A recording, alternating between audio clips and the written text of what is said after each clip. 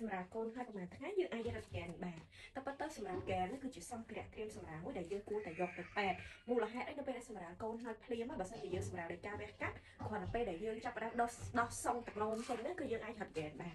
ហើយហេតុអីបានជាពេទ្យណែនាំឲ្យរត់ហ្គេនក្រោយពេលសម្រាប់ជាពិសេសនៅពេលដែលយើងងើបដើរឬមួយក៏អីចឹងពេទ្យតែណែនាំឲ្យយើងធ្វើចលនាដើម្បីឲ្យយើងឆាប់ធ្លាក់ឈាមអីចឹងណាតែងើបដើរបែរហើយឈឺស្បូនដោយសារស្បូនយើងវារីកធំអញ្ចឹងនៅពេលដែលវារួមមកវិញវានៅហេលហាលវាអីអញ្ចឹងគេរត់ហ្គេនទៅដើម្បីទប់កុំឲ្យឈឺស្បូនអញ្ចឹងសម្រាប់ម៉ែដែលឆ្ងល់ថាសម្រាប់ហើយភ្លាមរត់ហ្គេនបានអត់តែពេទ្យឲ្យណែនាំរត់តាំងពេលយើងងើបដើរអញ្ចឹងបើសិនជាយើងសម្រាប់ហើយថ្ងៃយើងងើបដើររួចគឺយើងរត់ហ្គេនបានហើយយើងដាក់ហ្គេនទប់ចឹងបានហើយចំពោះហ្គេននេះគឺមិនមែនហ្គេនរត់យករៀងអីទេ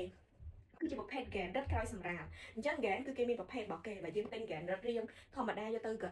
រត់ពេលក្រោយសម្រាប់គឺអត់ស្រួលខ្លួនទេហ្គេននេះខាងមុខអ្នកមានឆ្អឹងវិញអញ្ចឹងទោះបីយើងអង្គុយបើកូនឬមួយក៏យើងគេងបើកូនគេងចំហៀងឬមួយក៏បែបមិនក៏ដោយគឺវាមានភាពបត់បែនហើយខាងក្រោយគេមានឆ្អឹងទប់ការពារឆ្អឹងខ្នងរបស់យើងការពារចង្កេះរបស់យើងណាការពារកុំឲ្យយើងឈឺចង្កេះឬមួយក៏ឈឺឆ្អឹងខ្នងទៀតជាពិសេសម៉ែដែលសម្រាប់កូននៃការវះកាត់ពេទ្យដឹងតែណែនាំមកហត់ហ្គេនហ្មង